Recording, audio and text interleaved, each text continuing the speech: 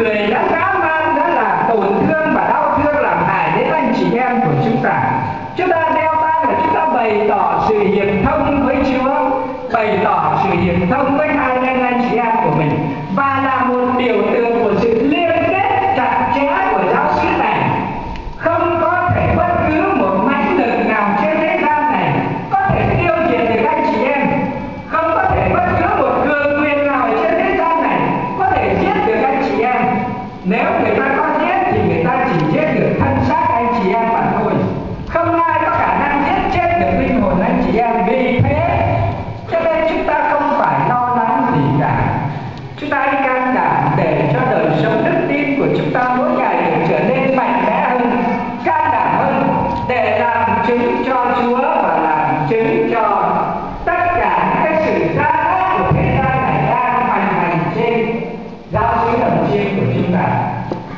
Và điều cuối cùng tôi muốn chia sẻ với anh chị em là trong những ngày vừa qua ở thành phố Hà Nội cũng như là tất cả các nơi báo chí thuộc về báo Công giáo của chúng ta có rất nhiều cái đặc biệt dành cho giáo xứ Đồng Chiêm. Cho nên trên mạng là chúng cũng thế, trên mạng Việt Catholic cũng như là trên tất cả các trang mạng của Công giáo đỏ hết để các trang về tin giáo xứ Đồng Chiêm. Trong đấy có những cái hình ảnh, có những hình ảnh của những nạn nhân của giáo xứ Đồng Chiêm bị đánh một cách tàn nhẫn, máu me đầy mình. Trong số ấy có những cái vỏ chỉ hơi cay, tất cả những cái dụng cụ mà người ta dùng để mà người ta làm hại anh chị em. Và đồng thời còn rất nhiều cái tin tức khác nữa liên quan với giáo xứ Đồng Chiêm này. Khi đọc những cái tin tức đấy, tất cả cái lòng tôi an tâm. Tại sao tôi an tâm? Chẳng lẽ tôi không chia sẻ tình thân với anh chị em sao? Chẳng lẽ tôi không chia những cái nỗi đau buồn của anh chị em đang gặp những hoàn cảnh khó khăn hay sao mà tôi lại an tâm? Tôi an tâm bởi vì tôi tin tưởng vào Chúa. Chứ khi Chúa nói là ai muốn theo Thầy thì hãy vác thập giá mình mà theo Thầy. Tôi có tin tưởng cái giáo xứ Đồng Chiêm này cũng như giáo xứ Thái Hà của tôi cách đây hơn 1 năm. Cách đây hơn 1 năm giáo xứ Thái Hà của chúng tôi và người anh chị em giáo dân đã vác thập giá mình từng ngày, từng giây, từng phút để theo Chúa một cách kiên cường cho tới ngày hôm nay. Và ngày hôm nay giáo xứ Đồng Chiêm bắt đầu bước vào cái con đường gắt gao hơn, vác thập giá mình mà theo Chúa. Thế vì thế cho nên tôi an tâm. Tôi an tâm và tôi cảm thấy rằng Chúa trao thánh giá cho chúng ta. Chúng ta cứ kiên cường, chúng ta vác thì Chúa sẽ dẫn chúng ta tới bên bình an. Và nếu Chúa trao thánh giá cho chúng ta mà chúng ta bỏ trốn, đấy là một điều vô cùng tai hại và dẫn chúng ta đến sự chết đời đời. Thế vì vậy thưa anh chị em, trong cái biến cố xảy ra những ngày vừa qua tại giáo xứ Đồng Chiêm này, chúng ta hãy an tâm để tạ ơn Thiên Chúa, bởi vì Thiên Chúa đang yêu thương chúng ta hơn bao giờ hết. Chúa yêu ai thì Chúa sẵn sàng Chúa trao cho người ấy cái thập giá của Chúa để người ấy vác theo con đường để đi theo Chúa. Và thưa bà và anh chị em hãy bình an trong tâm hồn và trong cuộc sống của anh chị em. Như tôi đã khẳng định và tôi nói thêm lại một lần nữa, không có cái mãnh lực mà cường quyền nào trên thế gian này có thể phá hủy những công trình của Thiên Chúa đang xây dựng tại giáo xứ Đồng Chiêm này. Mà công trình của Thiên Chúa xây dựng trên giáo xứ Đồng Chiêm này là đời sống đức tin của anh chị em, là đời sống đạo đức thánh thiện của anh chị em, là con người và cuộc sự sống của anh chị em đây. Không có cái mãnh lực nào trên thế gian để phá hủy đi được điều ấy. Và điều thứ hai nữa, không có mãnh lực nào trên thế gian này có thể mất đi sự sống đời đời của anh chị em nơi trước mặt Thiên Chúa, chỉ trừ khi anh chị em bỏ Chúa, anh chị em đi theo sự gian dối của ma quỷ và sự gian ác, thì lúc đấy chính anh chị em đã bỏ mất đời sống sự sống đời đời của anh chị em để đi theo ma quỷ mà thôi. Vì thế cho nên đứng trước tất cả những biến cố đau thương, những biến cố xử nữ của thế gian này, thưa bà và anh chị em đừng lo lắng và sợ hãi. Chúa đi cùng với anh chị em, Chúa hiện diện với anh chị em, và Chúa đồng hành chia sẻ những cái nỗi đau của anh chị em. Đừng lo lắng gì cả, thưa bà và anh chị em. Để kết thúc bài chia sẻ cho cái con thiếu nhi này,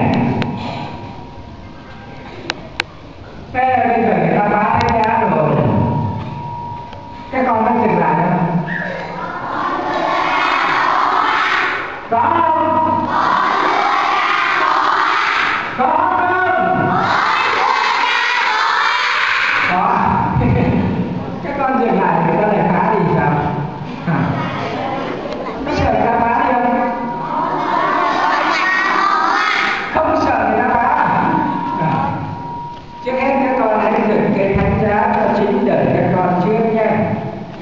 Cha muốn các con dựng chính cây thánh giá cho đời các con, có nghĩa là các con không sợ hãi trước những thế lực của ma quỷ.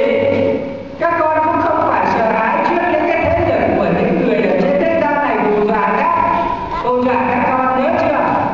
Các con can đảm sống đời sống đức tin, đấy là các con đang dựng cây thánh giá trong trái tim của mình, để cây thánh giá có ngày một lớn lên. Khi nó lớn lên mạnh thì nó sẽ lớn lên trên núi thờ ngay, đúng không?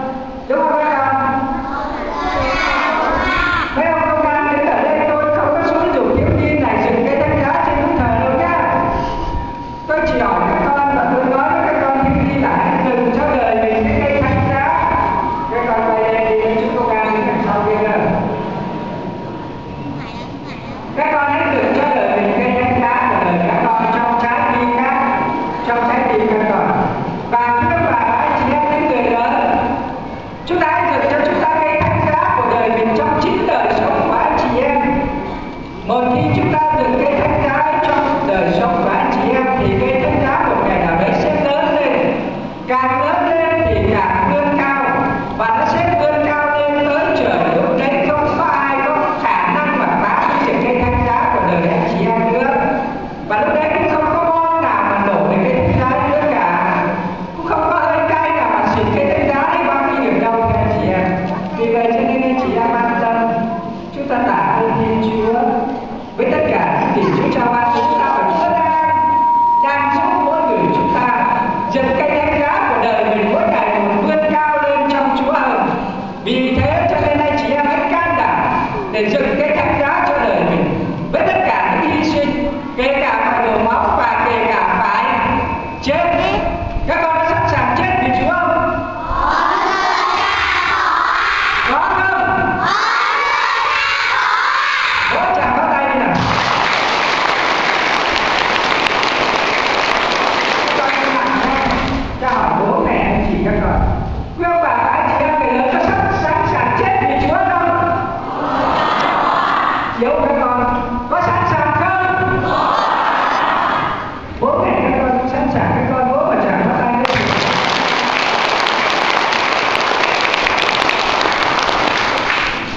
Tôi kể chuyện này tôi kết thúc nha. Cái sáng ngày tôi đi, bắt đầu tôi đi về đây thì cha có về trên nhà nói với tôi là nếu trên đường về cho suối Đồng Chiêm mà bị công an đánh á, thì bảo công an đánh chết đi để tự bị đạo luôn. Xin công an đánh chết luôn.